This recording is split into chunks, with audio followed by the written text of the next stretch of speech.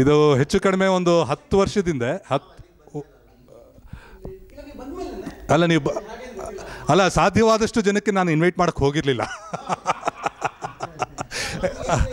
ಅಲ್ಲ ಅಲ್ಲೇ ಅದೇ ಎಸ್ಪೆಷಲಿ ನಿಮ್ಗೆ ಹೇಳಿದೆ ಏನಕ್ಕೆ ಸಿಕ್ಕಾಕೊಂಡ್ಬಿಡ್ತೀನಲ್ಲ ಅಲ್ಲೇ ಕಣ್ಮುಂದನೇ ಸಿಕ್ಕಾಕೊಟ್ರೆ ಹಿಂಗೆ. ನಾನು ನಮ್ಮಣ್ಣಂಗೂ ಹೇಳೋಕ್ಕೆ ಹೋಗಿರಲಿಲ್ಲ, ನಾನು ನಮ್ಮ ಬ್ರದರ್ಗೂ ಇನ್ವೈಟ್ ಮಾಡೋಕ್ಕೆ ಹೋಗಿರಲಿಲ್ಲ. ಯಾಕೆಂದರೆ ಅಲ್ಲಿ ಒಳಗಡೆ ನಡೀತಿದ್ದು ರಿಹರ್ಸಲ್ಸು ಅದೆಲ್ಲ ಹೇಗೆಲ್ಲ ಒಂದು ಅಪಹಾಸ್ಯಗಳಾಗ್ತಿತ್ತು ಅಂತ ನನಗೆ ಗೊತ್ತಿತ್ತು. ಆದರೆ ನಮ್ಮಣ್ಣ ಅವ್ರಿಗೆ ಈ ಕೈಲಾಸಂ ಅಂದರೆ ಎಲ್ಲೇ ಕಣ್ಬಿದ್ರು ಓಡ್ ಬಂದುಬಿಡ್ತಾರೆ. ಅವತ್ತು ಬಂದುಬಿಟ್ಟಿದ್ರು. ಜೊತೆಗೆ ಅವರಷ್ಟು ಗುಂಪುಗಳನ್ನ ಒಂದು 10 ಜನ ಗುಂಪನ್ನ ಕರ್ಕೊಂಡ್ಬಂದಿದ್ರು. ಅವರು ಇಬ್ಬರೇ ನಮ್ಮಣ್ಣ ನಮ್ಮ ಮದ್ಗೆನೇ ಬರ್ತಾರೆ ಅಂತ ನಾನು ಫ್ರಂಟ್ ಸ್ಟೇಜಿಂದ ನೋಡ್ತಿದ್ರೆ ಒಟ್ಟಿಗೆ 10 ಜನ ಇದ್ದರು. ಮುಗೀತು, ಇಲ್ಲಿಗೆ ನಾನು ತಿಥಿ ಅಂದ್ಕೊಂಡು ನಾನು ಬಂದೆ. ಅದು ಒಂದು ಅನುಭವ ಏನಂದರೆ ಆ ನಾಟಕ ಇಷ್ಟು ಇಂಗ್ಲೀಷ್ ಅವರು ಕನ್ನಡ ಮಾತ್ರ ಅಲ್ಲ, ಅವ್ರು ಇಂಗ್ಲೀಷ್ ಬರೆದಿರೋದನ್ನು ನಮ್ಗೆ ಓದೋಕ್ಕೆ ಭಾಳ ಕಷ್ಟ ಆಗುತ್ತೆ. ಅದು ತುಂಬಾ ಡಿಕ್ಷನರಿನೆಲ್ಲ ಕೆದಕಿ ಅದು ಪದರದ ಅರ್ಥಗಳು ಏನು ಅಂತ ನಾವು ತಿಳ್ಕೊಂಡು ಆಮೇಲೆ ಆ ನಾಟಕಗಳನ್ನ ಓದಬೇಕು ಅನಿಸುತ್ತೆ. ಆ ಪದಗಳು ಡಿಕ್ಷನರಿಲೂ ಸಿಗೋಲ್ಲ ಬಹುಶಃ, ಆಯಿತಾ. ಬಟ್ ನಾವು ರಿಹರ್ಸಲ್ ಮಾಡ್ತಾ ಇರೋ ಟೈಮಲ್ಲಿ ನಮ್ಗೆ ಎಷ್ಟು ಕಷ್ಟ ಆಯಿತು ಅಂದರೆ ಕೈಲಾಸಂ ಕನ್ನಡ ಓದೋದೇ ಕಷ್ಟ, ಇನ್ನು ಇಂಗ್ಲೀಷನ್ನು ಓದೋದು ಅಂತ ಹೇಳ್ಬಿಟ್ಟು ಫಾರ್ ದಿ ಫಸ್ಟ್ ಟೈಮ್ ಬಹುಶಃ ನಮಗೆ ಅನುಭವ ಆಗಿದ್ದು ಆ ಒಂದು ಇಂಗ್ಲೀಷ್ ಪ್ಲೇ ಮಲ್ಟಿಲಿಂಗ್ವಲ್ ಪ್ಲೇ ಆಗೋಯ್ತು. ಅದು ಏನಕ್ಕೆ ಅಂದರೆ ಯಾರಪ್ಪ ಇಷ್ಟು ಕಷ್ಟಪಟ್ಟು ಇಂಗ್ಲೀಷ್ ಓದ್ತಾರೆ, ನಾನು ಈ ಭಾಷೆನ ನನ್ನ ಮಾತೃಭಾಷೆ ತಮಿಳಲ್ಲಿ ಹೇಳ್ತೀನಿ ಅಂತ ಒಬ್ಬ, ಕನ್ನಡದಲ್ಲಿ ಹೇಳ್ತೀನಿ ಅಂತ ಇನ್ನೊಬ್ಬ, ಹಿಂದಿಲಿ ಹೇಳ್ತೀನಿ ಅಂತ ಒಬ್ಬ, ಬಂದವ್ರಿಗೆಲ್ಲ ಅದೊಂದು ಮಿಕ್ಸ್ಚರ್ ಪ್ಲೇ ಆಗೋಯ್ತು ಹೊರತು ಅದು it was not A Kailasam play. ಅದಾಗಿ ಹೊರಗಡೆ ಬಂದ ಮೇಲೆ ಮುಗೀತು. ನನ್ನದು ಸುಮಾರು ಕಾಲ್ಗಳು ಬರ್ತಾಯಿತ್ತು. ಯಾರು ಅಂತ ನೋಡ್ರೆ ಅಭಿಮಾನಿಗಳೆಲ್ಲ ಕೆಳಗಡೆ ಕಾಯ್ತಾಯಿದ್ರು. ಹೋಗೋದಾ ಬೇಡ ಅಂತ ಹೋದೆ. ಕೊನೆಗೆ ಒಂದು 10 ಜನ ನನ್ನನ್ನು ಘೆರಾವ್ ಮಾಡಿಕೊಂಡು ಆವತ್ತು ನನಗೆ ಕರ್ಸ್ ಹಾಕೋದ್ರು. ಕಲ್ಕಿ ಕರ್ಸ್ ಮಾಡಿ ಕೈಲಾಸಂ ಹೋಗ್ಬಿಟ್ಟಿದ್ರು, ನೀವು ಹುಟ್ಟಿಸಿ ಮತ್ತೆ ಸಾಯಿಸ್ಬಿಟ್ರಲ್ಲ ಅಂದರು. ಆವತ್ತಿಂದ ಆಚೆ ಕೈಲಾಸಂ ಅವ್ರ ಬಗ್ಗೆ ಕೆಟ್ಟ ನಾಟಕ ಅಲ್ಲ, ಕೆಟ್ಟ ಪ್ರಯತ್ನ ಮಾಡೋಕ್ಕೆ ಹೋಗಿಲ್ಲ ನಾನು. ಕೈಲಾಸಂ ಅವರ ಇಂಗ್ಲೀಷ್ ಬಗ್ಗೆ ಒಂದು ಮಾತು ಹೇಳಬೇಕು. ಭಾಳ ಬ್ರಾಹ್ಮಿನ್ಸ್ ಕರ್ಸು ಭಾಳ ಚೆನ್ನಾಗಿದೆ ನಾಟಕ, ಅದು ತುಂಬ ಸ್ಟ್ರಾಂಗ್ ಇಂಗ್ಲೀಷು. ನಾನು ಏಕಲವ್ಯ ಅಲ್ಲ. ನಾನು ಎಲ್ರಿಗೂ ಒಂದು ಸಜೆಸ್ಟ್ ಮಾಡೋದೇನಪ್ಪ ಅಂದರೆ ಸಿಂಪಲ್ಲಾಗಿರೋ ಇಂಗ್ಲೀಷಲ್ಲಿ ಅವ್ರು ಬರೆದಿರೋ ನಾಟಕ ಇಂಗ್ಲೀಷಲ್ಲಿ ಫುಲ್ಫಿಲ್ಮೆಂಟ್ ಅಂತ. ಅದು ಕೇವಲ ಇಬ್ಬರೇ ಪಾತ್ರಧಾರಿಗಳು, ಕೃಷ್ಣ ಏಕಲವ್ಯ. ಅವರ ಇಮ್ಯಾಜಿನೇಷನ್ ಅದು ಅವ್ರದ್ದು ಒಂದು ಅದು ಓಕೆ. ಕತೆ ಇಷ್ಟೇ. ಅವ್ರು ಏನು ಮಾಡಿದ್ದಾರೆ, ಮಹಾಭಾರತದ ಒರಿಜಿನಲ್ ಮಹಾಭಾರತದಲ್ಲಿ ಯಾರ್ಯಾರು ಕೃಷ್ಣನಿಂದ ನೇರವಾಗಿ ಹತರಾಗಿದ್ದಾರೆ ನಮಗೆ ಗೊತ್ತಲ್ಲ, ಶಿಶುಪಾಲ, ಕಂಸ, ಈ ಥರ ಆ ಥರ ಜಲಸಂಧ ಅಲ್ಲ ಹಾಗೆ ಆ ಥರ ಒಂದೇ ಒಂದು ಶ್ಲೋಕದಲ್ಲೋ ಎಲ್ಲೋ ಒಂದು ಲಿಸ್ಟ್ ಇದೆಯಂತೆ, ನಂಗೆ ಗೊತ್ತಿಲ್ಲ. ಆ ಲಿಸ್ಟ್ನಲ್ಲಿ ಏಕಲವ್ಯನ ಹೆಸರಿದೆಯಂತೆ, ನಂಗೆ ಗೊತ್ತಿಲ್ಲ, ಯಾರು ನೋಡಬೇಕು. ಅಷ್ಟನ್ನು ಮಾತ್ರ ತಗೊಂಡು ಅದು ಹೇಗೆ ಇರಬಹುದು, ಕೃಷ್ಣ ಏನಕ್ಕೆ ಏಕಲವ್ಯನ ಕೊಲೆ ಮಾಡಿರಬಹುದು, ಕೊಂದಿರಬೇಕು, ಏಕಲವ್ಯನಿಗೂ ಕೃಷ್ಣನಿಗೂ ಯುದ್ಧ ಮಾಡಿದ ಸಂದರ್ಭ ಎಲ್ಲೂ ಇಲ್ಲ ಗೊತ್ತಿಲ್ಲ ನಮಗೆ ಅಂತ ಹೇಳಿ ಅದರ ಹಿಂದೆ ಅವರ ಇಮ್ಯಾಜಿನೇಷನ್ ಅಪ್ಲೈ ಮಾಡಿ ಎಷ್ಟು ಸುಂದರವಾಗಿ ಬರೆದಿದ್ದಾರೆ ನಾಟಕ ಅಂದರೆ. ಆ ನಾಟಕನ ಸಾಫಲ್ಯ ಅಂತ ಕನ್ನಡದಲ್ಲಿ ಟ್ರಾನ್ಸ್ಲೇಷನು ಇದೆ. ಅದನ್ನು ರಂಗಶಂಕರದಲ್ಲಿ ಒಂದು ಟ್ರೂಪು ಭಾಳ ಚೆನ್ನಾಗೂ ಆಡಿದ್ರು. ಅದನ್ನು ಖಂಡಿತ ಓದಬೇಕು. ಮಕ್ಕಳೇನು ಓದೋ ಅವಶ್ಯಕತೆ ಇಲ್ಲ ಈಗಲೇ, ಯಾಕೆಂದರೆ ಅದು ತುಂಬ ಫಿಲಾಸಫಿಕಲ್ ಸ್ಪಿರಿಚುವಲ್ ಲೆವೆಲ್ ಇದೆ. ಏಕಲವ್ಯನ ಹಿಂದುಗಡೆಯಿಂದ ಚಾಕು ಹಾಕಿ ಇರಿದು ಕೊಂದು ಆ ಏಕಲವ್ಯನಿಗೆ ನಾನು ಯಾಕೆ ನಿನ್ನ ಈ ರೀತಿ ಕೊಂದೆ ಅಂತ ಎಕ್ಸ್ಪ್ಲೈನ್ ಮಾಡಿ ಕೃಷ್ಣ ಕೊನೆಗೆ ಏಕಲವ್ಯನ ಬಾಯಿನಲ್ಲಿ ನಾನು ಹೀಗೆ ಸತ್ತಿದ್ದೆ ಒಳ್ಳೆಯದಾಯಿತು ಅಂತ ಹೇಳಿಸುವಷ್ಟು ಚೆನ್ನಾಗಿ ನಾಟಕ ನಾವು ಒಪ್ತೀವಿ ಬಿಡ್ತೀವಿ ಬೇರೆ ಪ್ರಶ್ನೆ, ಆದರೆ ಆ ರೀತಿ ತುಂಬ ಚೆನ್ನಾಗಿ ಬಂದಿದೆ. ಇದು ಪ್ರಚಲಿತವಾಗಿಲ್ಲ. ಇದನ್ನು ನನ್ನ ಹತ್ರ ಮಹಾಭಾರತದಲ್ಲಿ ಇಲ್ಲ. ಇದು ಮಹಾಭಾರತದಲ್ಲಿ ಏಕಲವ್ಯನ ಕತೆ ಬಿಟ್ಟರೆ, ಹೆಬ್ಬೆಟ್ಟು ಕತೆ ಬಿಟ್ಟರೆ ಬರೋದು ಒಂದೇ, ಏನಪ್ಪ ಅಂದರೆ ಕೃಷ್ಣನ ಕೈನಲ್ಲಿ ನೇರವಾಗಿ ಹತರಾದವರ ಪಟ್ಟಿನಲ್ಲಿ ಏಕಲವ್ಯನ ಹೆಸರಿದೆ ಅಷ್ಟೇ. ಅಷ್ಟು ಬಿಟ್ಟರೆ ಇನ್ನೇನಿಲ್ಲ. ಇವರು ಅದನ್ನು ತೊಗೊಂಡು ಎಳೆಯಾಗಿ ಬಿಡಿಸಿ ಬಹಳ ಚೆನ್ನಾಗಿ ಬರೆದಿದ್ದಾರೆ. ನನ್ನ ಹತ್ರ ಅದರದ್ದು ಕಾಪಿ ಇದೆ, ಸಾಫ್ಟ್ ಕಾಪಿ ಇದೆ. ಯಾರಾದ್ರು ಇಮೇಲ್ ಕೊಟ್ಟರೆ ಅವ್ರನ್ನ ಕಳಿಸ್ಕೊಡ್ತೇನೆ, ಓದಿ. ಆದರೆ ಇಂಗ್ಲೀಷ್ ಬಗ್ಗೆ ಮಾತಾಡಬೇಕು ಅಂತ ಒಂದು ಮಾತಿತ್ತು ಆ ಕಾಲದಲ್ಲಿ. ಏನಪ್ಪ ಅಂದರೆ ಡಾಕ್ಟರ್ ಸರ್ವಪಲ್ಲಿ ರಾಧಾಕೃಷ್ಣನ್ ಭಾಷಣ ಮಾಡಿದ್ರೆ ಆ ಭಾಷಣ ಕೇಳೋದಕ್ಕೆ ಇಂಗ್ಲೀಷ್ ಡಿಕ್ಷನರಿ ಇಟ್ಕೊಂಡು ಹೋಗಬೇಕು, ಯಾಕೆಂದರೆ ಅಷ್ಟು ಚೆನ್ನಾಗಿ ಮಾತಾಡ್ತಾರೆ ಇಂಗ್ಲೀಷ್ನಲ್ಲಿ ಅಂತ. ರೈಟ್ ಆನರಬಲ್ ಶ್ರೀನಿವಾಸ ಶಾಸ್ತ್ರಿ ಅಂತ ಒಬ್ಬರಿದ್ರು, ಮಹಾಪಂಡಿತರು. ಅವರ ಭಾಷಣ ಕೇಳಕ್ಕೆ ಹೋಗಬೇಕಾದ್ರೆ ನೀವು ಕೇವಲ ಇಂಗ್ಲೀಷ್ ಡಿಕ್ಷನರಿ ಒಂದೇ ಅಲ್ಲ, ಲ್ಯಾಟಿನ್ ಡಿಕ್ಷನರಿ ಕೂಡ ಇಟ್ಕೋಬೇಕು ಅಂತ ಹೇಳ್ತಿದ್ರು. ಅಷ್ಟು ಪ್ರಕಾಂಡ ಪಂಡಿತರು ಅವರು. ಆದರೆ ಅವ್ರನ್ನೂ ಕೂಡ ಕೈಲಾಸಂ ಬಿಡಲಿವಂತೆ. ಕೈಲಾಸಂ ಚುಟುಕು ಅನ್ನೋದು ಎಷ್ಟಿತ್ತು ಅಂದರೆ, ಒಂದು ಸಲ ಸ್ಟೇಜ್ ಮೇಲೆ ರೈಟ್ ಆನರಬಲ್ ಶ್ರೀನಿವಾಸ ಶಾಸ್ತ್ರಿಗಳು ಅಧ್ಯಕ್ಷರಾಗಿ ಕೂತಿದ್ದಾಗ ಕೈಲಾಸಂ ಸ್ಟೇಜ್ ಮೇಲೆ ಬಂದಾಗ ಹೇಳಿದಂತೆ, right honourable Srinivasa Shastri, he was right when he was left with right honourable ಅಂತ. ಯಾಕೆಂದರೆ ರೈಟ್ ಆನರಬಲ್ ಟೈಟಲ್ ಕೊಡೋದು ಬ್ರಿಟಿಷರು. ಸೊ ಬ್ರಿಟಿಷರ ಕೈನಲ್ಲಿ ನೀವು ಟೈಟಲ್ ತೊಗೊಂಡ್ರಲ್ಲ, so you are right only when you didn't had the title ಬಂದ ಮೇಲೆ ಯು ಆರ್ ನಾಟ್ ರೈಟ್. ಈಗ ವಾಪಸಿ ಇದೆಯಲ್ಲ ಆ ಥರ ಕತೆ ಅದು ಅಷ್ಟೇ. ಇನ್ಯಾರು ಕೈಲಾಸಂ ಹೆಚ್ಚು ಪ್ರಭಾವ ನನ್ನಲ್ಲಿ ಇಲ್ಲ.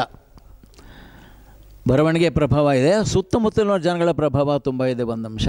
ಆಮೇಲೆ ಅವರ ಮೇಡಮ್ ಅಯ್ಯರ್ ಹೇಳಿದರು, ತಂಜಾವೂರು ಪರಮಶಿವನ ಅಯ್ಯರ್ ಅಂತ. ನಾವು ಸಾಮಾನ್ಯವಾಗಿ ಈ ಪೀಳಿಗೆಗಳನ್ನು ಗುರುತಿಸುವಾಗ ತಂದೆ ಮಗ, ಇವರಿಂಥವ್ರ ಮಗ, ಇವರಿಂಥ ಅಂತ ಹೇಳ್ತೀವಲ್ಲ. ಮೊದಲು ಕೈಲಾಸಂ ಹುಡುಗನಾಗಿ ಬೀದಿಲಿ ಓಡಾಡುವಾಗ ಇವರು ನೋಡೋ ಪರಮಶಿವ ಅಯ್ಯರ ಮಗ ಅನ್ನೋರಂತೆ. ಅಂದರೆ ತಂದೆಗೆ ಪ್ರಾಧಾನ್ಯ, ಕೈಲಾಸಂ ತಂದೆ ಅಂತ ಹೇಳ್ತಾರೆ. ಆಮೇಲೆ ಕೆಲವೊಂದಾದಮೇಲೆ ನೋಡಿ ಜಸ್ಟಿಸ್ ಪರಮಶಿವ ಅಯ್ಯರ ಮಗ ಅಂತ ಈ ಸಾಪೇಕ್ಷ ಬಂದ್ಬಿಡೋದಂತೆ ಅಂತ. ತುಂಬ ಕ್ಲಮ್ಸಿಯಾಗಿದ್ರು ಅಂತ ನಾವು ಓದಿದ್ದೀನಿ. ಗಲೀಜಿತ್ತು ಮನೆ ತುಂಬ, ಈ ಸಿಗರೇಟ್ ಬಟ್ಸ್ ಹಾಕ್ಬಿಡೋರು ರೂಮ್ ತುಂಬ ಎಲ್ಲ ಕಡೆ ತುಂಬ ಎಂತ ಅಂಥದ್ದು ವಿಶಿಷ್ಟವಾದ ಜೀವನ ಇತ್ತು ಅಂತ. ಯಾರು ನಮ್ಮಂಥವ್ರ ಶಿಷ್ಯರುಗಳೆಲ್ಲ ಹೋದರೆ, ಏನು ಸರ್ ನಿಮ್ಮ ರೂಮ್ ಇಷ್ಟು ಗಲೀಜಾಗಿದೆ, ತುಂಬ ಕ್ಲೀನಾಗಿರಬೇಕಲ್ಲ ತುಂಬ ಅದನ್ನು. ಯಾಕೆಂದರೆ ಇವತ್ತಿನ ಜಲದ ಕಣ್ಣು ಲೇಖನದಲ್ಲಿ ಒಂದು ಮಾತಿದೆ. ಆ ಕಥೆನ ನಾನು ನೇರವಾಗಿ ಹೇಳಬೇಕಾದ್ರೆ ನನ್ನದೇ ಶೈಲಿಯಲ್ಲಿ ಹೇಳಬೇಕಾಗುತ್ತೆ. ನನ್ನದೇ ಧ್ವನಿ, ನನ್ನದೇ ಶೈಲಿ, ನನ್ನದೇ ರೀತಿ. ಕತೆ ಮೂಲ ಎಲ್ಲೋ ಹೊಟ್ಟೋಗಿರುತ್ತೆ. ಇದನ್ನು ಹಾಗೆ ಹೇಳಬೇಕಲ್ಲ, ಹಾಗೆ ಆಗ್ತಾಯಿದೆ.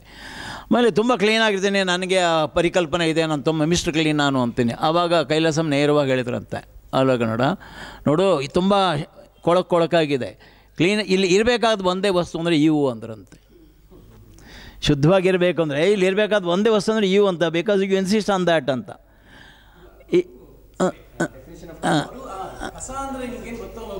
ಹಾಂ ಇರಬಾರ್ದು ಅದು ಕಸ ಅಂತ. ಹಾಂ.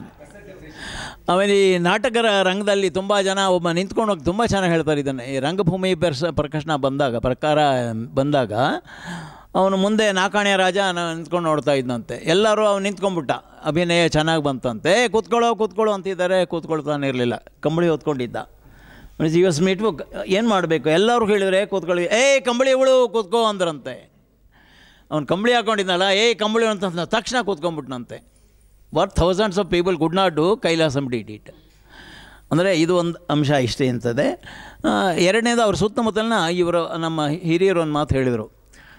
ನಮ್ಮ ಜಯನಗರದಲ್ಲಿ ಇದು BS ರಾಮರಾವ್ ಅಂತ, ಈ ವಾಸ್ ಕಾಲ್ಡ್ ಬಾಸ್ವೆಲ್ ಆಫ್ ಕನ್ನಡದ ಬಾಸ್ವೆಲ್ ಅಂತಲೇ ಕರೀತಾರೆ. ಈಗ ಸಂಸ್ಕಾರದಲ್ಲಿ BR ಜಯರಾಮ್ ನಾಟಕ ನೋಡಿರ್ಬೋದು.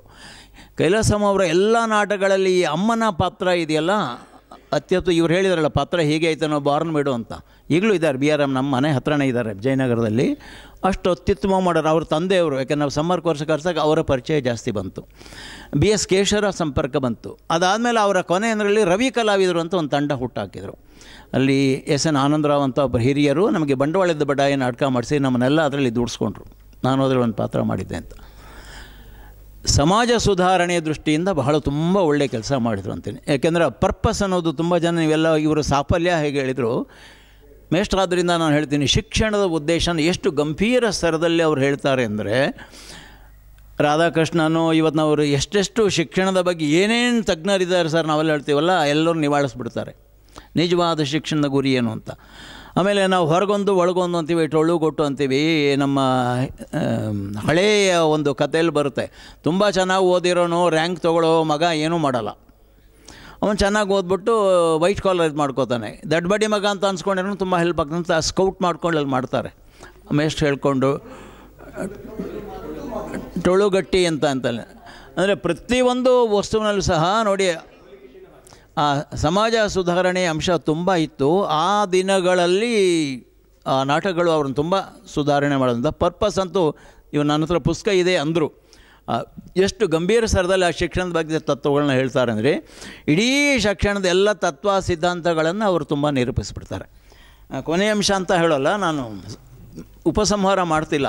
ಯಾಕಂದರೆ 23 ಬಂದಾಗ ನಂಗೆ ರಾಮಶಾಸ್ತ್ರಿ ಅವತ್ತೇ ಹೇಳಿದರು, ಸರ್ 29 ಅವರ ಜನ್ಮದಿನ ಅಂತ.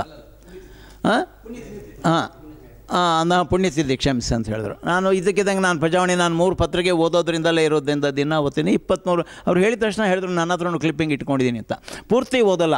ನಾರಾಯಣ ರಾಯಚೂರು ಸಹ ಡ್ರಾಮಟಿಸ್ಟು, ನಾಟಕ ಕ್ಷೇತ್ರದಲ್ಲಿ ತುಂಬ ಪ್ರತಿಭಾನ್ವಿತರು, ಸಾಕಷ್ಟು ನಾಟಕಗಳನ್ನ ಬರೆದಿದ್ದಾರೆ, ನಿರ್ದೇಶನ ಮಾಡಿದ್ದಾರೆ, ಕನ್ನಡ ಅಕಾಡೆಮಿ ಅವಾರ್ಡಿನೂ ಸಹ ಹೌದು. ಆವಾಗ ಅವ್ರನ್ನು ಆ ರಾತ್ರಿ ನಿದ್ದೆಯ ವಶರಾದ ಕೈಲಾಸಂ ಏಳಲೇ ಇಲ್ಲ. ನೀವು ಚರಂಡಿಲಿ ಎಲ್ಲೋ ಅಂದ್ರಲ್ಲ ಸರ್ ಅಂತಲ್ಲ, ಬೆಳಿಗ್ಗೆ ಏಳಲಿಲ್ಲ ಅಂತ ಹೇಳ್ತಾರೆ ನೋಡಿ. ನೀವು ಕೇಳಿದ್ರಲ್ಲ ಸರ್, ಒಟ್ಟು ಅಷ್ಟು ಇಲ್ಲಿದೆಯಲ್ಲ ಟೊಳ್ಳುಗಟ್ಟಿ ಅದರ ಮೇಲೆ ಒಟ್ಟು ಅವರು ಬರೀತಾರೆ, ಅವರು 17 ಕನ್ನಡ ನಾಟಕಗಳು ಅಂತ ಹೇಳ್ತಾರೆ. ರಾಮಶಾಸ್ತ್ರಿಕೇನು ಕರೆಕ್ಟ್ ಇಟ್ಟು 6 ಇಂಗ್ಲೀಷ್ ನಾಟಕಗಳು ಅಂತ ಹೇಳ್ತಾರೆ, ಅಷ್ಟೇ ಅಂತ ಹೇಳ್ತಾರೆ, ಇಷ್ಟು ಹೇಳ್ತಾರೆ. ಆಮೇಲೆ ಅವರ ಬದುಕು ಎಲ್ಲ ಬರುತ್ತೆ. ಒಂದು ಕೃತಕ ಅವರೇ ಸೃಷ್ಟಿ ಮಾಡಿ ಒಂದು ಡೈಲಾಗ್ ಮಾಡ್ತಾರೆ. ಇವತ್ತಿನ ಬೆಂಗಳೂರು IT-BT ಜೀವನಕ್ಕೆ ಹೋಲಿಸ್ಕೊಂಡು ಎಷ್ಟು ಕೈಲಾಸಂ ಅವ್ರನ್ನ ಅನುಸರಣೆ ಮಾಡ್ತಾರೆ ಅಂದರೆ, ಅನೇಕರು ಆಗಿನ ನಾನು ಓದ್ದಂಗೆ ವಿಮರ್ಶಾ ಕ್ಷೇತ್ರದಲ್ಲಿ ಕೈಲಾಸಂ ಅವ್ರ ಬಗ್ಗೆ 2 ಮುಖಗಳ ಅಭಿಪ್ರಾಯ ಇತ್ತು. ಎಷ್ಟೋ ಜನ ಅವ್ರನ್ನ ನೀವಾಳಿಸ್ಬಿಟ್ರು, ನಮ್ಮ ರಂಗಭೂಮಿ ಗಬ್ಬೆದ್ದು ಹೋಯಿತು ಕೈಲಾಸಂಯಿಂದ ಅಂತ. ನಾನು ಅನೇಕ ಜನರಲ್ಲಿ ಓದಿದ್ದೀನಿ, ಕೇಳಿದ್ದೀನಿ. ದೊಡ್ಡ ದೊಡ್ಡ ನಾಟಕ ಹೆಸರಿಸಬಲ್ಲೆ, ಅಧಿಕೃತವಾಗಿ ಹೇಳಬಲ್ಲೆ. ಯಾಕೆಂದ್ರೆ ನಿಮ್ಮಿಂದಾಗಿ ಭಾಷೆ, ವ್ಯಕ್ತಿಗಳು, ವಿದೇಶಿ ವಿಲಾಯಿತಿ ಪರಕೀಯರ ಇದೆಲ್ಲ ತಂದ್ರಿ, ಇಡೀ ರಂಗಭೂಮಿಯ ಚೌಕಟ್ಟನ್ನು ಹಾಳು ಮಾಡಿದ್ರು ಅಂತ. ಇನ್ನು ಕೆಲವರು ಹೇಳ್ತಾರೆ ಪ್ರಪ್ರಥಮದ ಹೌದು, ನಾಟಕಕ್ಕೆ ಹೊಸ ಕೊಟ್ಟರು. ಆದರೆ ಒಂದಂತೂ ಸರಿ, ರಂಗಭೂಮಿಯಲ್ಲಿ ಒಳ್ಳೆಯ ಅತ್ಯುತ್ತಮವಾದಂತಹ ಡೈಮೆನ್ಷನ್ ತಂದು ಕೊಟ್ಟರು. ಈ ನಾರಾಯಣ ರಾಯಚೂರು ಇದು ಕಲ್ಪಿತ, ತುಂಬ ಚೆನ್ನಾಗಿದೆ ನೋಡಿ. ಈ ಡೈಲಾಗ್ ಇದೆ, ಕೈಲಾಸದಿಂದ ಭೂಲೋಕಕ್ಕೆ ಬರುವ ದಾರಿಯಲ್ಲೂ ಸಾಕಷ್ಟು ಟ್ರಾಫಿಕ್ ಜಾಮ್ ಇದೆ ಮಗು. ಅವರಿಗೆ ಮಗು ಅನ್ನೋದು, ರಾಜ ಅನ್ನೋದು ಎಷ್ಟು ಆತ್ಮೀಯವಾಗಿ ಇಂಟಿಮೇಟಾಗಿ ಹತ್ತಿರ ಜನನ ಪರಕಾಯ ಪ್ರವೇಶ ಆಗೋಗ್ಬಿಡೋದು. ಟ್ರಾಫಿಕ್ ಜಾಮ್ ಇದೆ ಮಗು, ಅದಕ್ಕೆ ನನಗಿನ್ನೂ ಅಲ್ಲಿಗೆ ಬರೋಕ್ಕಾಗಿಲ್ಲ. ನೀನು ಹೇಳೋದು ಕೇಳಿದರೆ ಈಗ ನನ್ನ ಅಗತ್ಯ ಅಲ್ಲಿ ಹೆಚ್ಚಿದೆ ಅಂತ ಅನ್ನಿಸ್ತಾ ಇದೆ ನೋಡಿ. ಪ್ರಸ್ತುತ ಇದೆ ಕೈಲಾಸಂದು ಈಗಲೂ ಇದೆ, 70 ವರ್ಷ ಆದರೂ ಅಂತ. IT-BT ಅಂತ ಐಡೆಂಟಿಟಿನೇ ಕಳ್ಕೊಂಡು ಸ್ಟ್ರೆಸ್ಸು ಸ್ಟ್ರೈನು ಅಂತ ಬ್ರೈನ್ ಭಾರ ಮಾಡಿಕೊಂಡು ನೋಡಿ ಹೇಗಿದೆ. ಸ್ಟ್ರೆಸ್ಸು ಸ್ಟ್ರೈನು ಅಂತ ಬ್ರೈನ್ ಭಾರ ಮಾಡಿಕೊಂಡು ನಗೋದನ್ನೇ ಮರೆತ ನಾಗರಿಕನ ಕಂಡು ನಗೆ ಬರ್ತಾ ಇದೆ.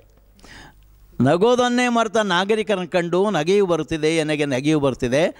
ನಕ್ಕರೂ ಅದಕ್ಕಿಂತ ಜಾಸ್ತಿ ನಗು ನನಗೆ ಬರ್ತಾ ಇದೆ ಈಗ. ಗಣಕ ಅಂತ ಕ್ಷಣಕ್ಕೆ ಕಂಪ್ಯೂಟರ್ ಹಿಂದೆ ಬಿದ್ದು ಕ್ಷಣ ಹಣ ಗಳಿಕೆಯ ದಾಸರಾಗಿರೋ ಬಗ್ಗೆ ನಾಟಕ ಬರಿಬೇಕು ಅನಿಸುತ್ತೆ. ಬೇಟಾ ಬೇಟಿ IT-BT ಅಪ್ಪ ಅಮ್ಮ ವೃದ್ಧಾಶ್ರಮ, ಬೇಟಾ ಬೇಟಿ IT-BT ಅಪ್ಪ ಅಮ್ಮ ವೃದ್ಧಾಶ್ರಮ. ನಗೋದನ್ನು ಅರಿತ ತಾತ ನಗರಕ್ಕೆ ತಾತ, ನಗೋದನ್ನು ಅರಿತಾತ ನಗರಕ್ಕೆ ತಾತ. ಹಣ ನಚ್ಚಿ ಗುಣ ಮರೆತು ಡಾಲರ್ಗೋಸ್ಕರ ಕಾಲರ್ ಬಗ್ಗಿಸ್ಬೇಡ. ಹಣ ನಚ್ಚಿ ಗುಣ ಮರೆತು ಡಾಲರ್ಗೋಸ್ಕರ ಕಾಲರ್, ಇದು ಕೈಲಾಸಂ ಶೈಲಿಯ ಅನುಕರಣೆ ಇದೆ.